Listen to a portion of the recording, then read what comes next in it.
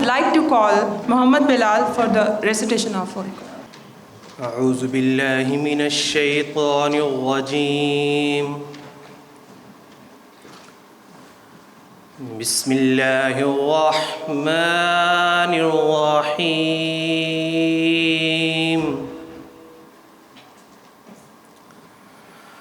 الرحمن علم القرآن خلق الإنسان علمه البيان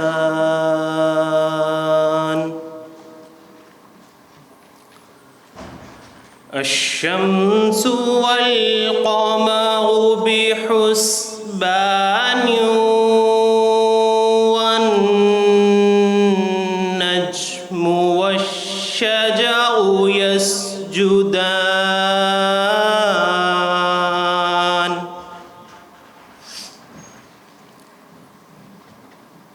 والسماء رفعها ووضع الميزان ألا تطغوا في الميزان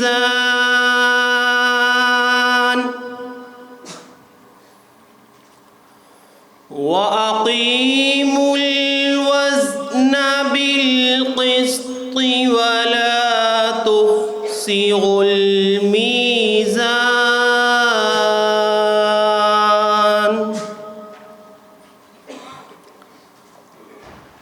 والأرض وضعها للأنام فيها فاكهة والنخل ذات الأكمام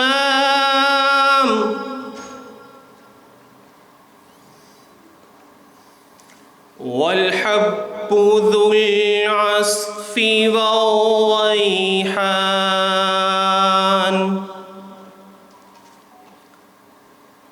فبأي آلاء ربكما تكذبان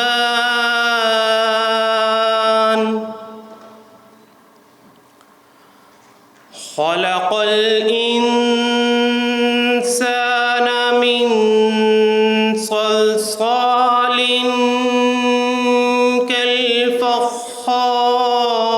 كالفخار وخلق الجان من مارج من نار فبأي آلاء ربكما تكذبان صدق الله العظيم.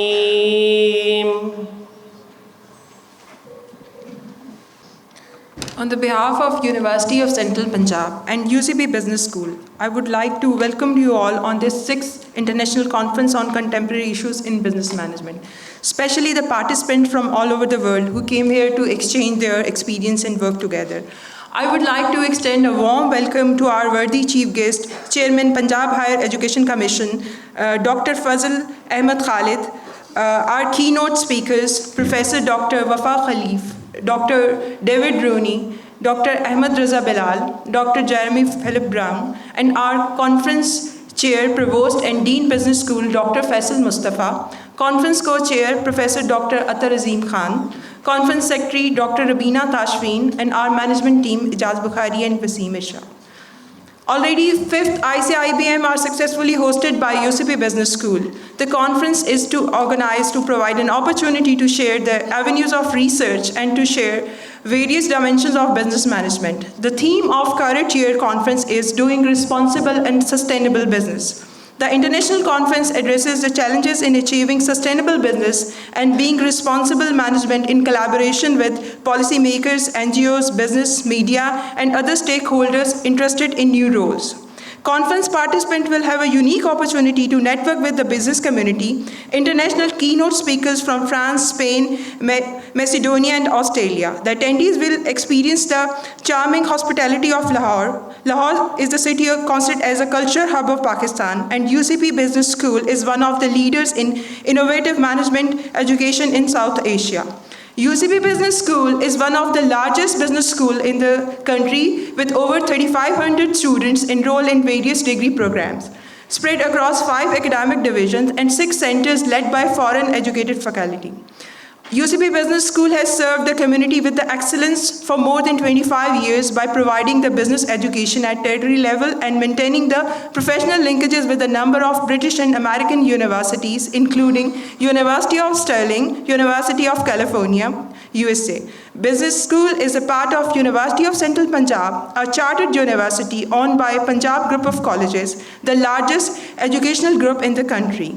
Now I would like to invite Conference Chair, Professor Dr. Faisal Mustafa is the Provost of University of Central Punjab and is the Dean of UCP Business School to deliver his opening speech.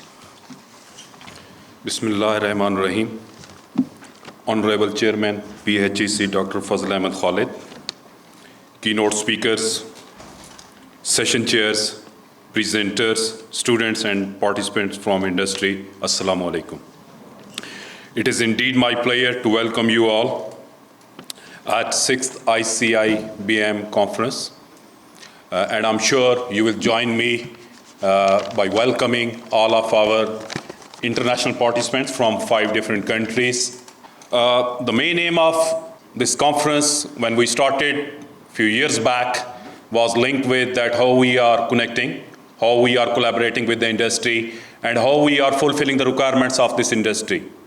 And that started 5 years back. Today, we are sitting again in this 6th conference, and today we achieve our goals. I was looking last night on our KPIs that did we bring all the participants from the industry?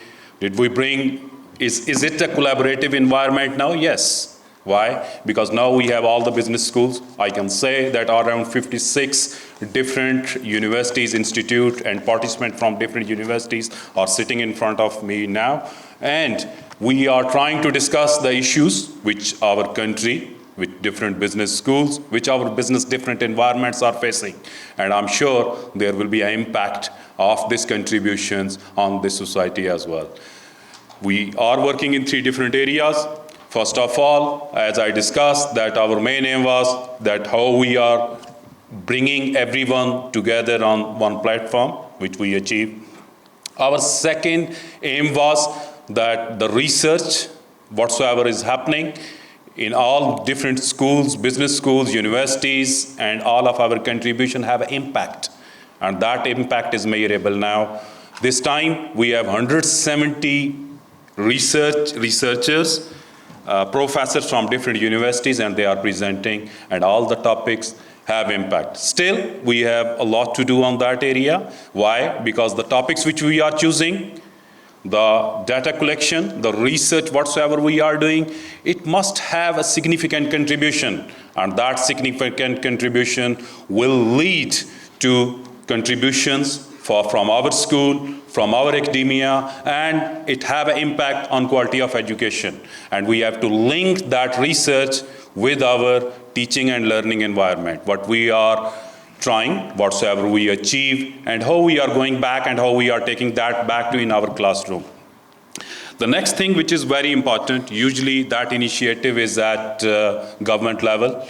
And I discussed with Chairman PHEC a few minutes earlier as well about that if there is any kind of initiative where we have a top-down approach, where our vision, where our strategic directions are coming directly from top. For example, we have a projects like CPAC, One Belt Road Initiative, as our theme suggests.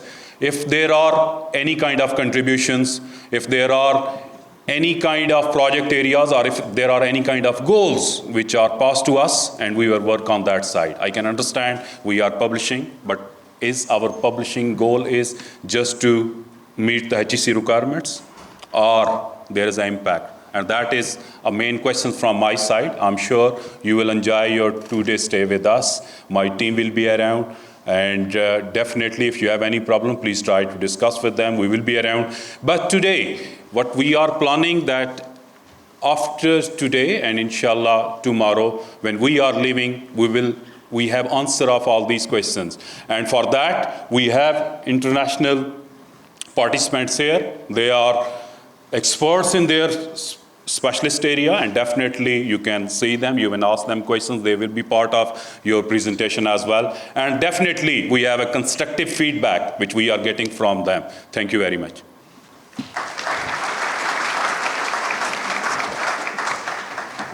Now I would like to call our conference secretary, Dr. Rubina Tajfeen, to share his valuable thoughts with us.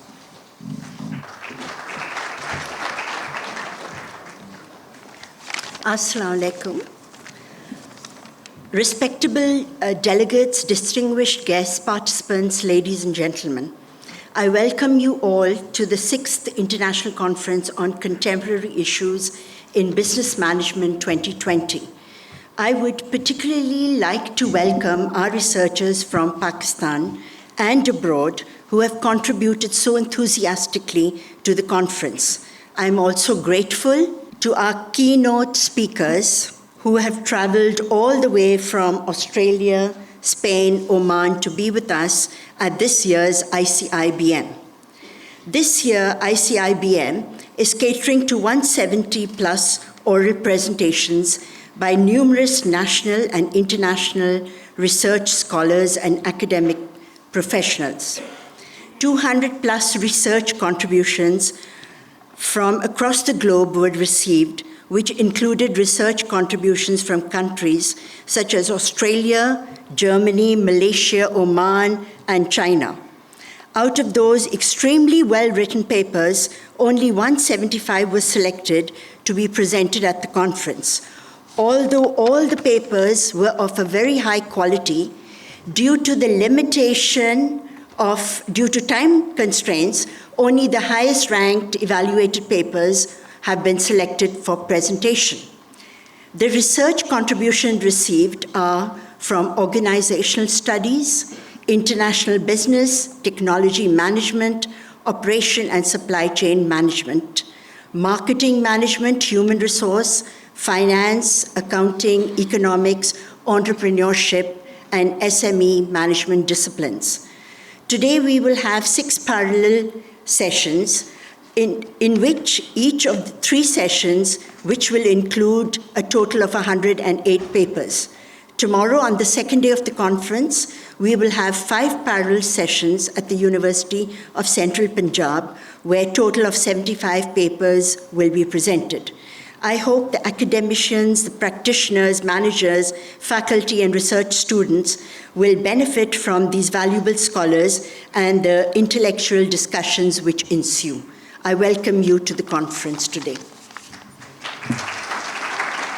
Now I would like to call our first keynote speaker, Professor Dr. Rafa.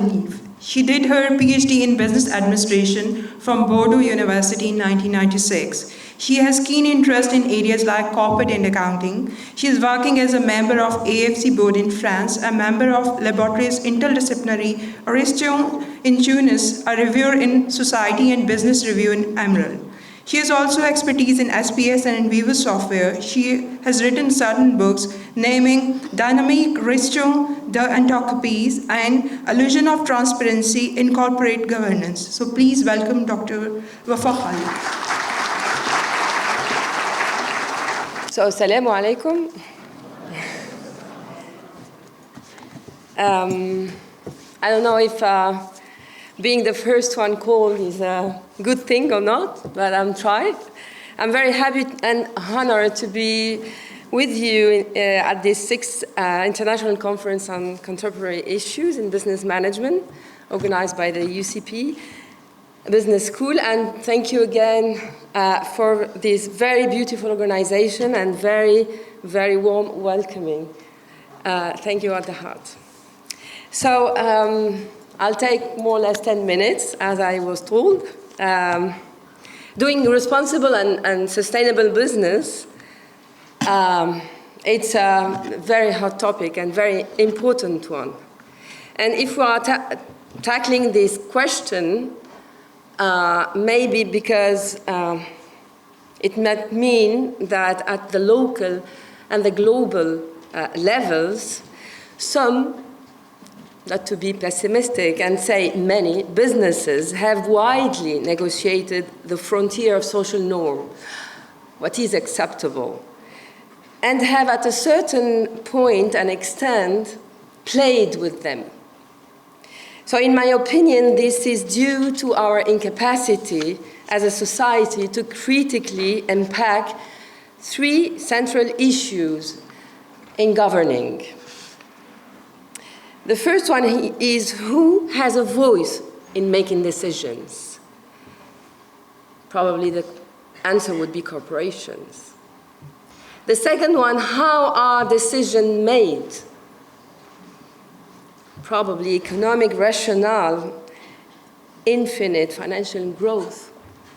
And who is accountable? Probably everybody except the decision makers. So probably we are in an era where the voice of people is growingly manipulated and they only have the illusion of being part of the decision. People inside the organizations and outside of them participate in creating value, certainly, but few are really involved in decisions having consequences on all and especially on value distribution. No, value distribution is totally forgotten, and probably that's our problem. So we are all participating in value creation, but we never discuss the value distribution, swift decision-making abilities. That is a responsible behavior, a behavior that would consider that we are part of all, and all is part of us. It rings a bell, no? It's very, very entrenched in our values, no? And guess what? We are training our future decision maker to implement rapid solutions. Are we just educating monsters here? In a business context, transparency is believed to encourage responsibility. However, to the extent of this occurs, it is limited to what is philosophically termed outward-looking responsibility. We are not at all encouraging this, the other side of responsibility, which is the inner-looking responsibility, which is the one that we have probably to focus on.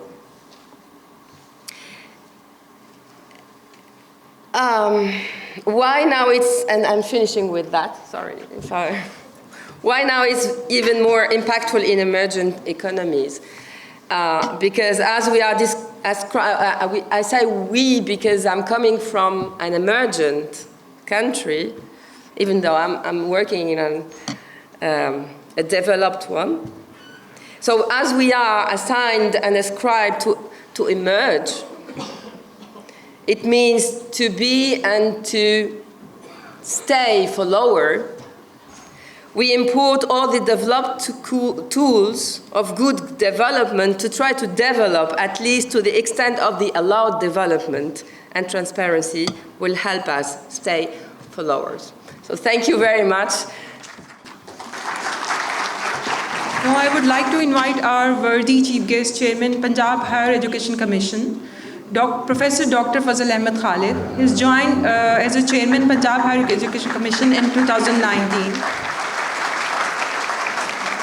Bismillahirrahmanirrahim. Honorable Dean and Provost Dr. Faisal Mustafa, Head of the Department Dr. Azim, distinguished guests, keynote speakers, participants, ladies and gentlemen, and dear students. Assalamu alaikum and good morning. First of all, let me congratulate UCP and the Business School for organizing the 6th International Conference on Business Management. And I think it's a remarkable progress that the UCP has made to contribute in the education sector in the country from the private sector. And certainly it encourages and provide the opportunities to the youth of this country in terms of promoting higher education and quality education. Ladies and gentlemen, we are living in the best of times where the digital revolution is happening with the modern technology that is available with us, and we are benefiting with the connectivity at the global level. But at the same time, we are confronted with many challenges, and these challenges include poverty, hunger, disparity, and so many other complex issues that has resulted with the adoption of modern technology and this globalization. And from that perspective, I think higher education and education in particular is one of the most important aspects. If you look at sustainable development goals of United Nations, Pakistan is also signatory to that and should be completed by 2030. And one of the important aspects listed in that goal is quality of education. And there, I think a country like Pakistan, which has contributed in a significant way towards promoting higher education in the last many years in terms of enrollment. But at the same time, we are confronted with the challenge of quality of education, relevance of the education, and then, of course, skills and values and attitude, which is also an important aspect related to the curriculum that is taught in various institutions. So from that perspective, and then coupled with the theme of the conference, as we have heard from the conference chair, that in these 2 days, it's going to allow the participants and students and faculty to share and have ideas and discuss different kind of developments and opportunities of cooperation, particularly the speakers coming from different parts of the world and also from the country, to have interaction and see how best they can learn from each other. वो इकबाल ने कहा था कि जहान ताज़ा की है अफ़कार ताज़ा से नमूद के संगो खिश से होते नहीं जहाँ पैदा. So I think platform like this one provide us an opportunity to learn about new ideas, new thinking, and exchange of views is very important part of learning process. And certainly this platform would also allow the faculty and students to have a contribution and learn from the learned speakers to see how they can incorporate that thinking into their teaching and learning process. So from that perspective, I think it's a welcome move, and I would like to congratulate the university for holding this very important workshop on business management. When we talk about business management, then particularly in Pakistan, we have a big opportunity of China-Pakistan economic corridor, where there's a lot of development, infrastructure, and industrial development and growth has to take place. And from that perspective, I'm sure that this game changer would allow us to bring the development needed for our country, economic development that is needed. And with all that development and changes, I think universities can play a very important role, particularly our graduates who are completing their degree programs should be able to get job. And one of the big challenge that universities and higher education sector in the government, higher education in Punjab and in federal and departments are facing is the relevance of the curriculum and how soon the graduates can be employed in the organization once they complete their degree. And I think that is where we have to work together and see that our curriculum is relevant. It has the component of knowledge, skills, values, and attitude, but at the same time, it should be up to date with modern times and should be linked with the standards and the quality that our graduates can not only play important role in the country, but also at the international level when they would like to go for higher studies abroad. So these are the important issues where Higher Education Commission in Punjab is working on, bringing networking, helping the institutions in the province so that they can have a better clarity on quality assurance, on linkages, and also bringing the standards which are required for the education and particularly for the youth of our country. And at the same time, we have to see that the institution play important role in education and also maintain the standards and the quality that is required for our academic programs, and also continue with the research initiatives and linkages and helping the industry so that the research that they are doing can be relevant and useful for our society and for our organization. And I'm sure the speakers and the interaction that you will have in this today's conference will be a unique experience for all of you. And from the PHEC, I would like to congratulate you all and wish you all the best. And in the end, I would say that खुदा करे कि मेरी अर्ज़ पाक पे उतरे वो फसले गुल जिसे अंदेशा ए ज़वाल ना हो. Thank you so very much. May God bless you. Pakistan Zindabad. As I said, my name is Dr. Jeremy Brown. I work in the MIS group within the business school at Sohar University in Oman. So my main focus is on technology and use of technology. What strikes me most about the difference between this photograph, between then and now, is one, how much weight I put on, and two, how the technology has changed that we're using in that relatively short period of time. Okay, for those of you who are students, probably in your lifetime, look at the payphone. Mobile phones didn't exist. Look at my Sony Walkman. MP3 files didn't exist. The aerogram, email didn't exist. The car I did like, and I wish I still had that car. Technology changes. Innovation changes technology. This is what I'm trying to get to. So, I'd like to share with you my views on the conference theme regarding the growing importance of sustainability in emerging market economies. Emerging market economies occupy a unique position in global economies and are critical for the continued development and growth of established economies. And for you and me personally, the majority of emerging markets are in a unique position to innovate with technology in order to enhance their business sustainability. Let's start by thinking about possible connections and interactions that you and I have with emerging markets in our morning routine. I'd like to claim that this is an original idea, but it was inspired by a speech given by Christine Lagarde, President of the European Central Bank. Imagine it's 6 a.m. and the alarm goes off on your new Huawei P30 Pro, your Chinese-made smartphone.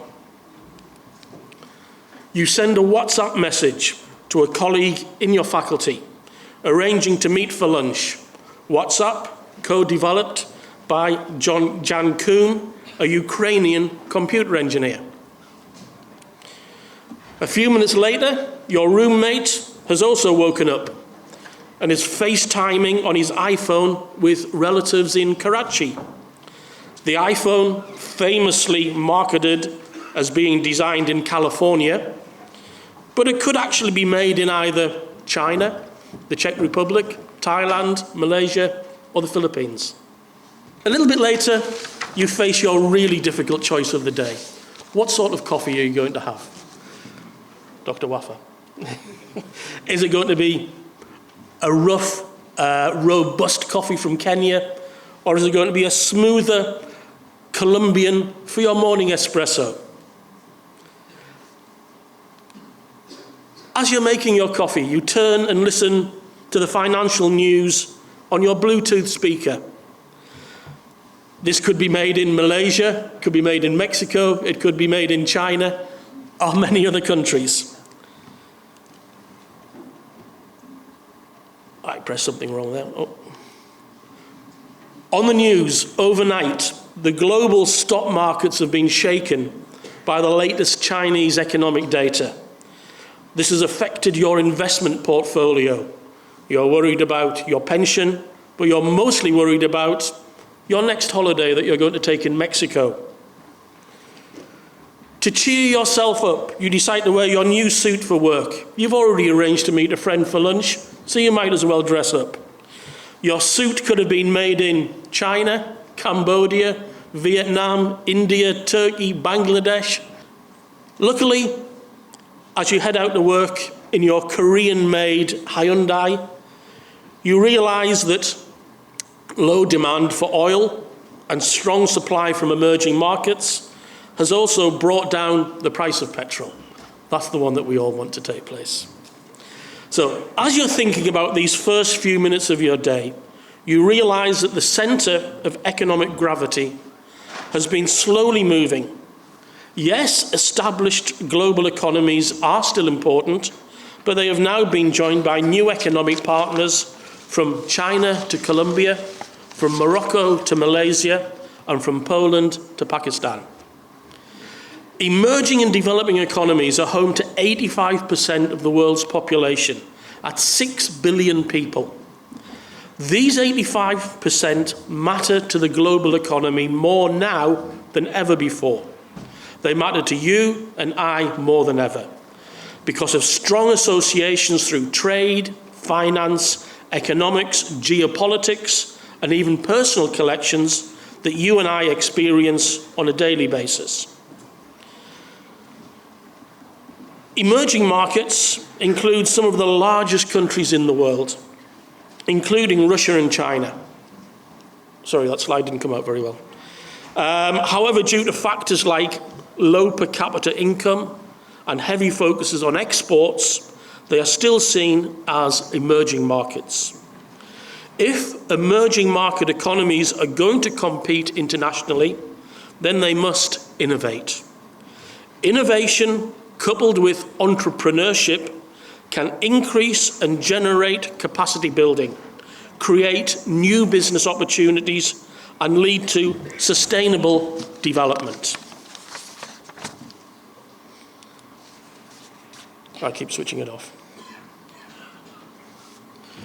This is a quote from Peter Drucker. Innovation is the specific instrument of entrepreneurship, the act that endows resources with a new capacity to create wealth. So thereby he's linking innovation with entrepreneurship. There are different types of innovation. We've got product, process, business, and market innovation. There are actually many types of innovation, and typically we talk about 10 types of innovation. But to me, these are the 4 most interesting. We've got things like product innovation, creating new products. And this is typically what people think about when they talk about innovation. It could be a new product, like the fidget spinner on the left there. I'm not sure whether this hit Pakistan, but in the UK, it was crazy. It could be an improved product, the new Bose wireless headphones with Bluetooth connectivity and sound cancelling. Excellent. It could be process innovation, developing new ways of creating products. Perhaps the most famous example of a process innovation is Henry Ford's invention of the world's first moving assembly line in 1913. Look at how this process has evolved and changed. The process not only simplified vehicle assembly, but shortened the time necessary to produce a single vehicle from 12 hours to just over 2 hours. Process model innovation, developing new pricing mechanisms, looking at new revenue streams, looking at new distribution channels. Companies like iTunes, Netflix, Spotify, which have all found new business models. Market innovation, finding new markets for your existing products. I understand that it does snow in Pakistan and people do go skiing. Ski poles, originally a winter sport used in cold countries. Now they market ski poles for what's called Nordic walking and can be used in any climate, and it's supposed to help you walk easier. So, market innovation. We'll jump, actually we will.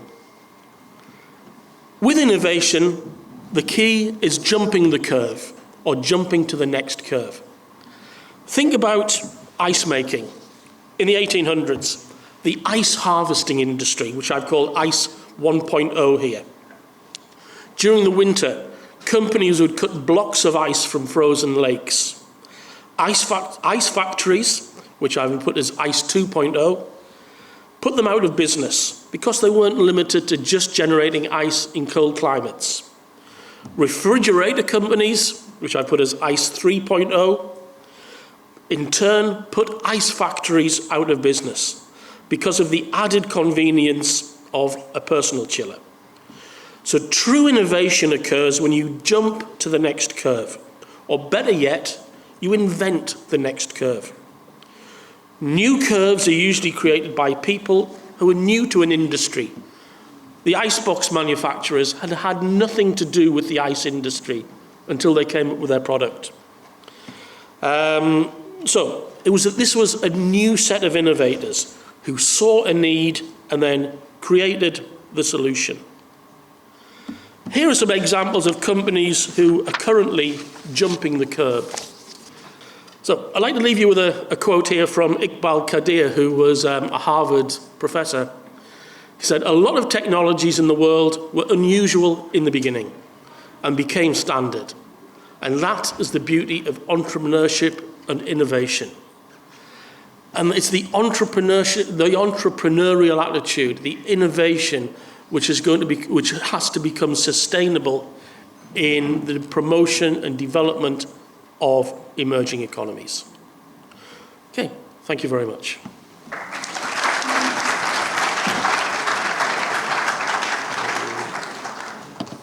Now I would like to invite another keynote speaker. He will be joining us on Skype. Professor Mohammad Ashfaq earned his doctorate in philosophy in the University of Tübingen, Germany. He's widely recognized as an outstanding and experienced business and finance expert with more than 13 years of international experience. He's currently working as a professor of finance and accounting in IUBH University of Applied Sciences in Germany. Good morning, ladies and gentlemen. My name is Professor Mohammad Ashfaq from Germany. I'm going to give a keynote speech on the topic, Can Technology Forge to Achieve Sustainable Global Business Development? Ladies and gentlemen, as we know that the global economy has witnessed significant changes in the last decade. However, the current transformation process in various sectors of global economy is unprecedented and exponential. This keynote speech aims to shed light on factors including automation, robotization, digitization that are changing the global economic landscape and its implications for a growing population, economy, society, and on individuals. In this speech, I would like to also highlight few technologies that are shaping the economics as well as human lives. The 2030 Agenda for Sustainable Development unites humanity around new common aspirations and charts a path of action towards achieving the 70 universal and mutually reinforcing sustainable development goals such as no poverty, zero hunger, gender equality, reduced inequality, climate action, so on. Those goals are ambitious and reflect the challenges of addressing hunger, decent jobs, inequality, and environmental sustainability, among others. Ladies and gentlemen, achieving these goals while leaving no one behind will require new development strategies and innovative resource mobilization as well as creative use of existing and emerging technologies. I would like to share a few statistics. Currently, we have 7.75 billion people. Among them, 67% have access to cellular phones, and 60% population have access to internet services. Technology has shaped in last one decade so many lives, and new business models are emerging. Innovative and fast-moving technologies have the potential to transform societies, economies, and promote environmental sustainability. Ladies and gentlemen, globalization and automation have contributed also to widening income inequality.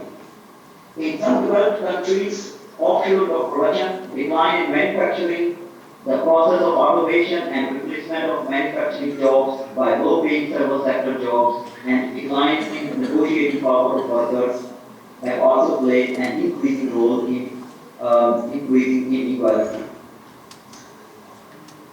As far as automation is concerned, which is also spreading to large emerging economies, notable to Southeast Asian countries, in response to rising labor costs, increased return to capitals.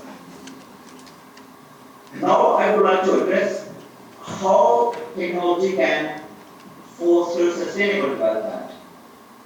Ladies and gentlemen, the phenomena of technology invites us to imagine a future without poverty and hunger, with few diseases and higher life expectancy, greater equality of economic opportunities, and universal financial inclusion.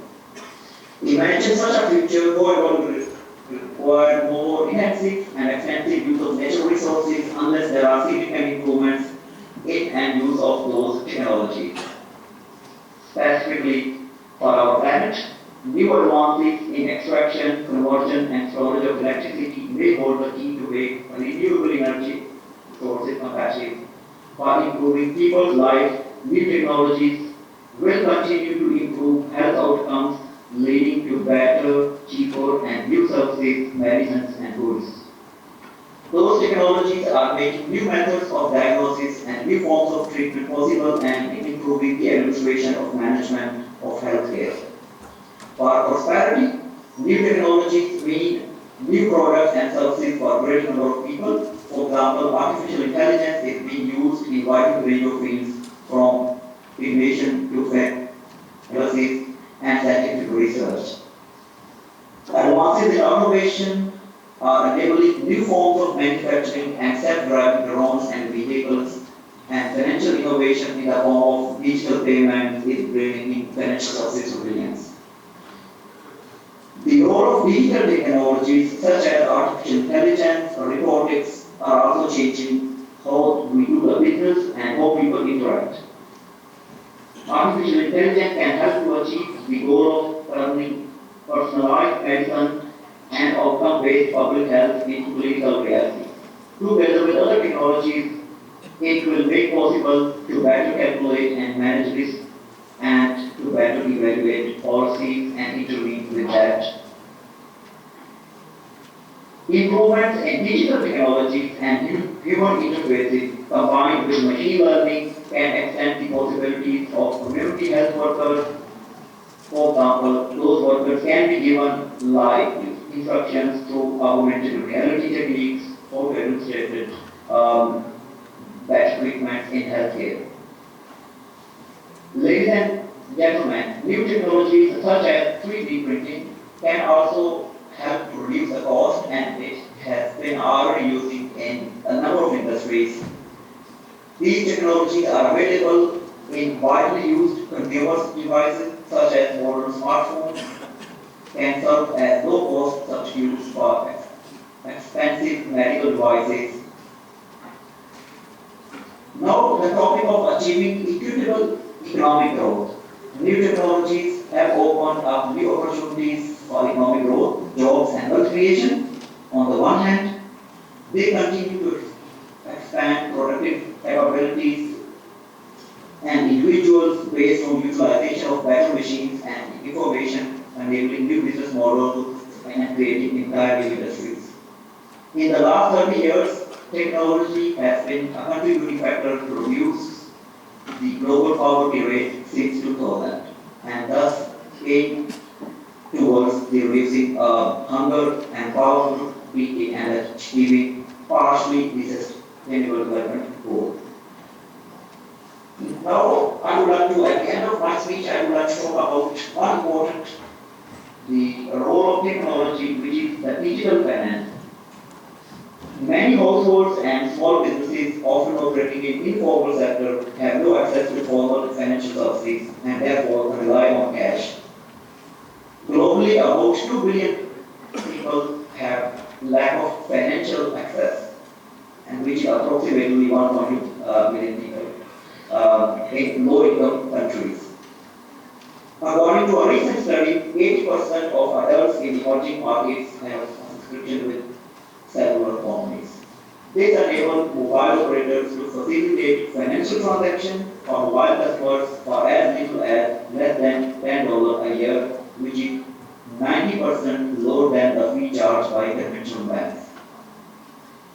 People are using digital financial systems to receive wages, pay school fees, utility bills, buy groceries, for emergencies and emergencies. Digital finance can help to drastically reduce the remittances and directly help meet some of the sustainable development goals, which aims at the reduction of cost of sending remittances, cost of doing business. In 2016, the global average cost of sending remittances was 17.3%, especially in Southeast Asian and Sub-Saharan African countries.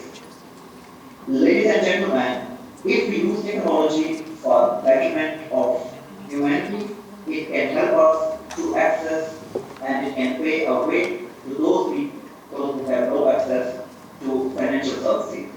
And it will contribute up to some extent to achieve sustainable development goals. So that was a very short keynote about the role of technology in achieving sustainable global development. Thank you so much. Next, I would like to invite our last keynote speaker for today, Dr. David Rooney. His research focuses on understanding the role of wisdom and knowledge in economy, work, and leadership. He has published a number of books, including Public Policy in Knowledge-Based Economies. So please welcome Dr. David Rooney. I'm going to talk about leadership today, and I haven't got a lot of time, so I'm going to not tell you more than I do tell you today. And I'm going to connect leadership to corporate social responsibility and sustainability today. And I'm going to make an important criticism about leadership as a practice and also leadership research and leadership theory. And I hope that in doing that, I'll inspire some of you to think a little bit differently about how leadership should be done, how we might teach it and develop it in our students, and how we might indeed rethink what a business school is and what a university should be doing with students. And I hope also, if anyone is thinking of doing leadership research, that it might inspire some insights for you. And along the road, I'm going to talk a little bit about the difference between values and virtues. I'm going to talk about ego, and I think we need to talk about ego because in the corporate leadership world, we see more ego than humility. And I'm going to also link that to identity and to what we call in organisational behaviour research, identity work and social identity.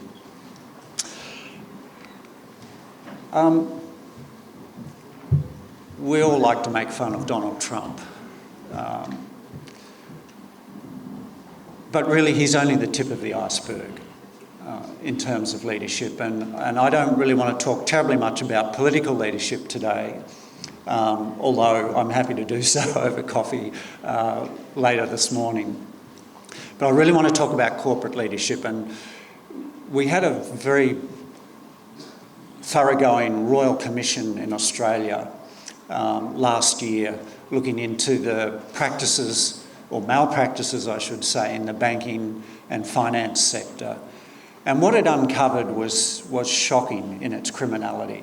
And it went all the way from the boardrooms down through CEOs, through senior executives, all the way down to retail level financial advisors.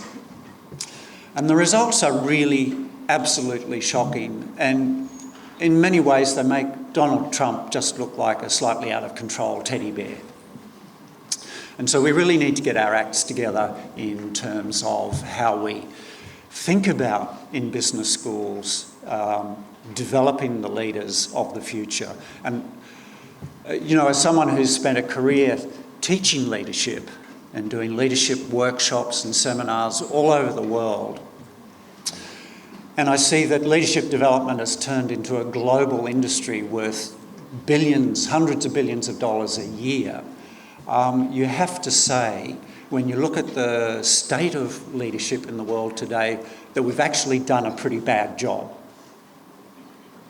Business schools are right in the front line of doing that bad job, and so I think we need to get much better at that, and I include myself in that group.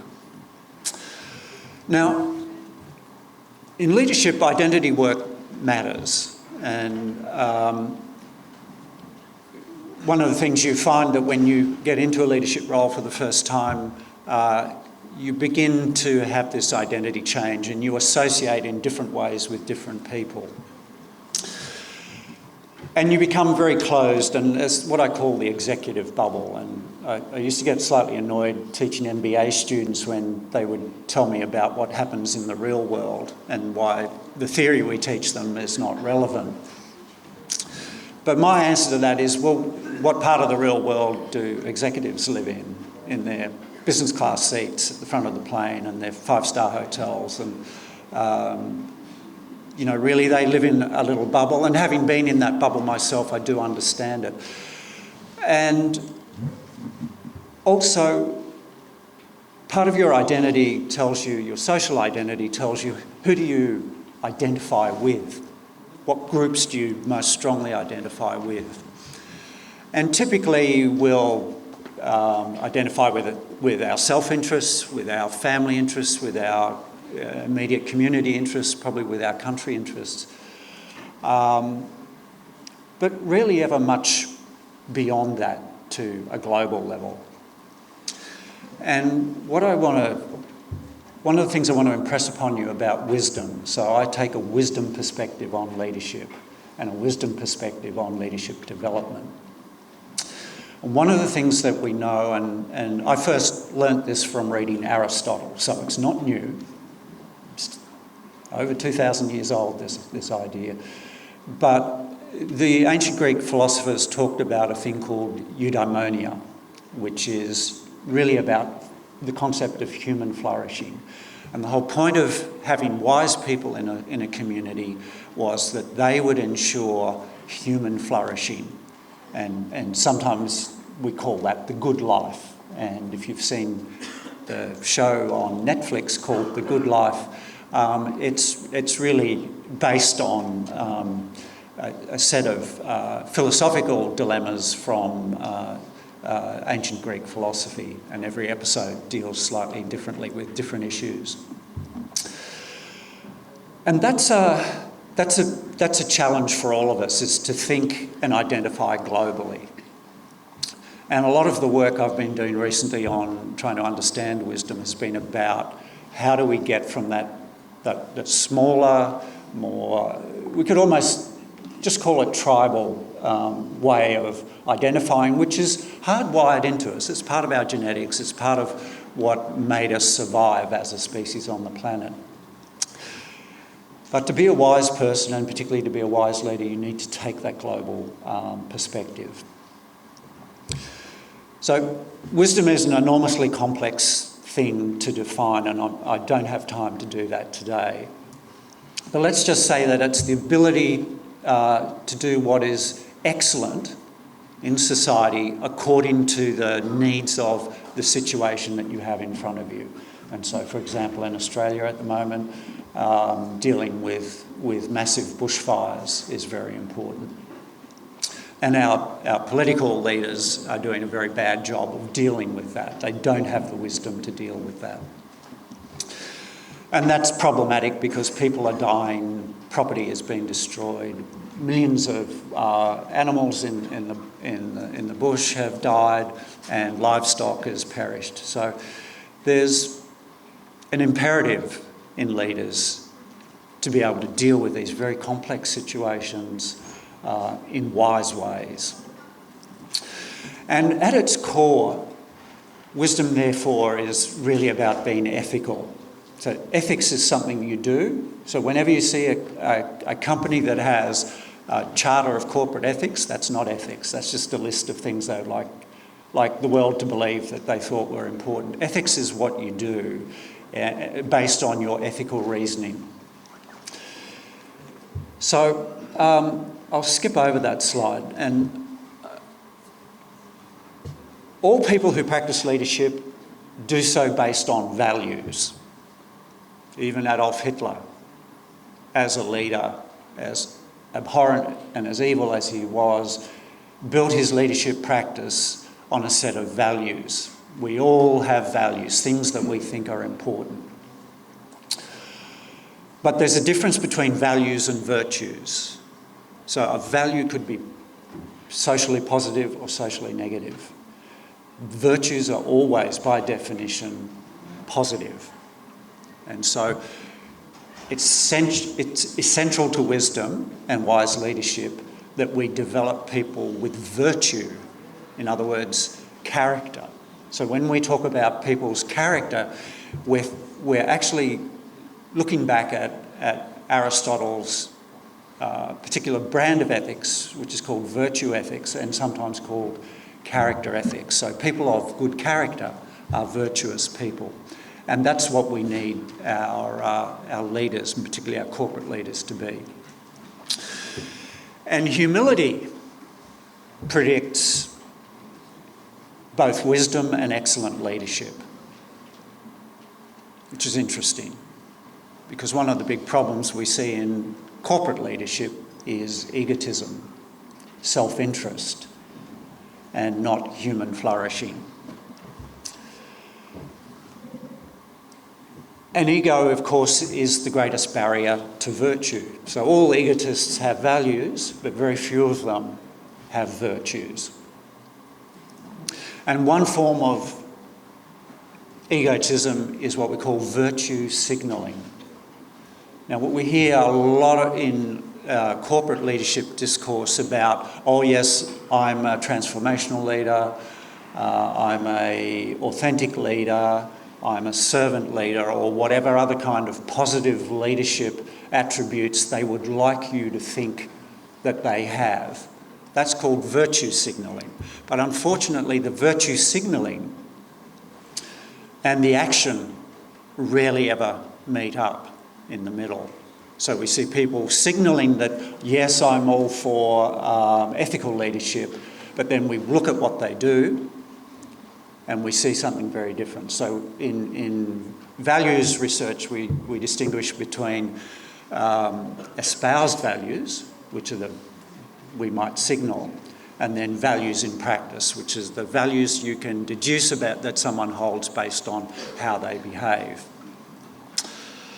Now, as a leader, if you stop at virtue signalling, well, this is a very, very superficial and unacceptable form of leadership.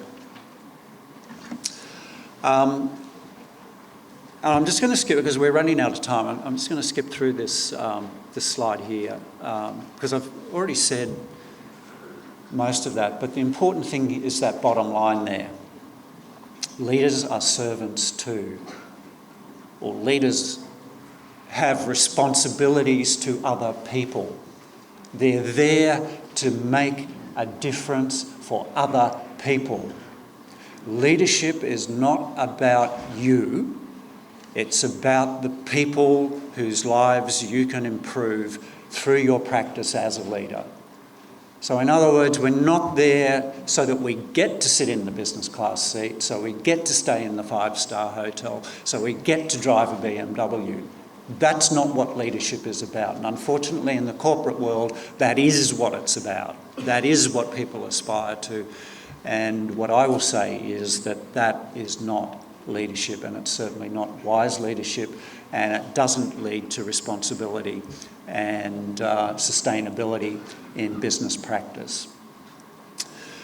So what do? We're business school people, we're building the leaders of the future, and we teach them leadership theory.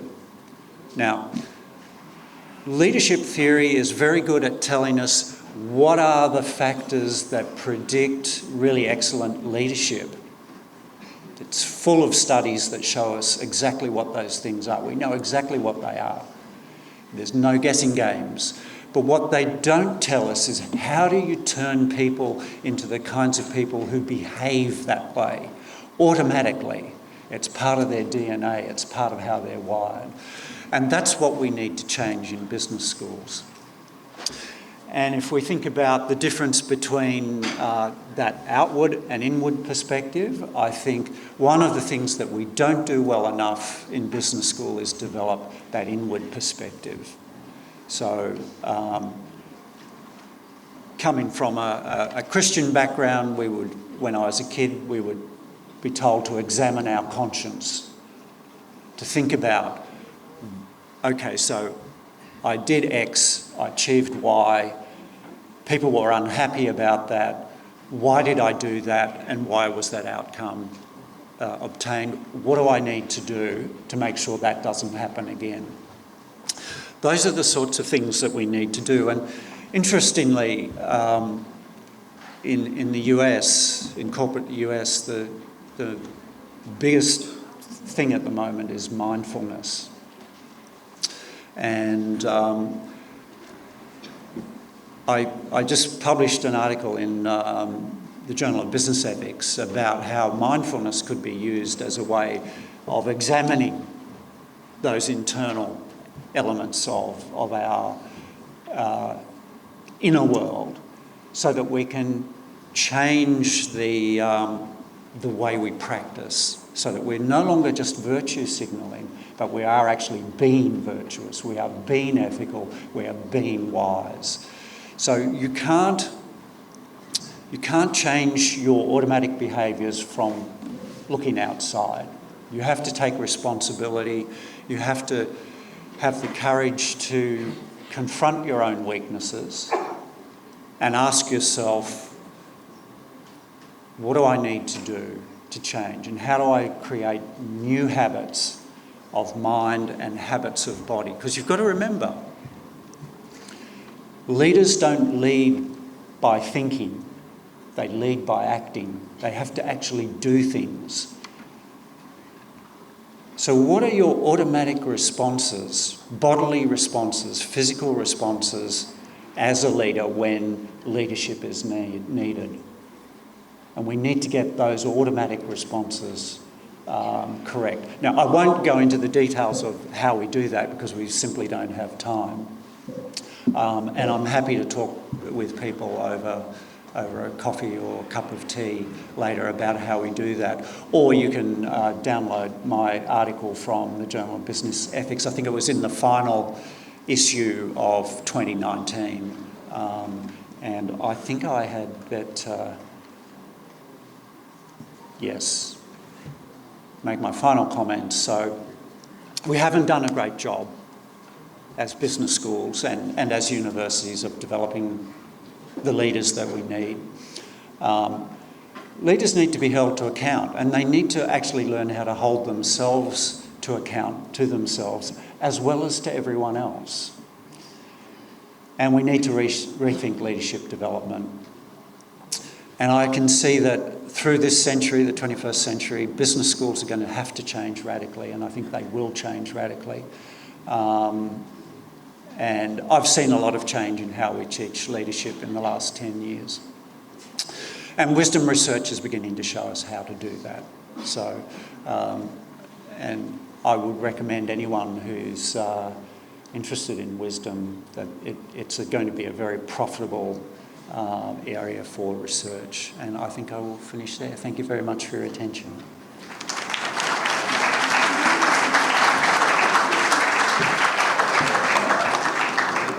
Thank you, sir.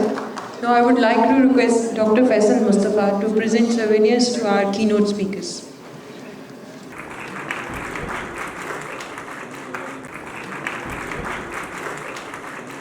Dr. David Rooney.